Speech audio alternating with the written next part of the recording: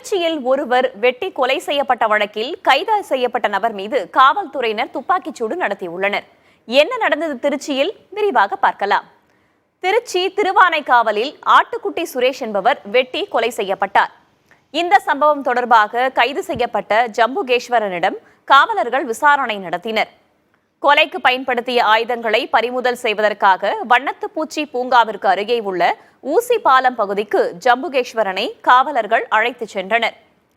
அந்த பகுதியில் இருந்த ஆயுதங்களை காவலர்கள் பறிமுதல் செய்ததாக கூறப்படுகிறது. அப்போது அந்த ஆயுதங்களை பறித்து உதவி காவல் ஆய்வாளரை தாக்கிவிட்டு ஜம்புகேஸ்வரனை தப்பி ஓட முயன்றதாக கூறப்படுகிறது. உடனே காவல் ஆய்வாளர் துப்பாக்கிச்சூடு நடத்தியதில் அவருக்கு காயம் ஏற்பட்டுள்ளது. ஜம்புகேஸ்வரன் சிகிச்சைக்காக திருச்சி அரசு மருத்துவமனையில் அனுமதிக்கப்பட்டுள்ளார். ஜம்புகேஸ்வரன் தாக்கியதால் தற்காப்பிற்காக ஆய்வாளர் வெற்றிவேல் துப்பாக்கிச்சூடு நடத்தியதாக மாநகர காவல் ஆணையர் காமினி தகவல் தெரிவித்துள்ளார். அவர் மீது 15க்கும் மேற்பட்ட வழக்குகள் உள்ளதாகவும் கூறியுள்ளார்.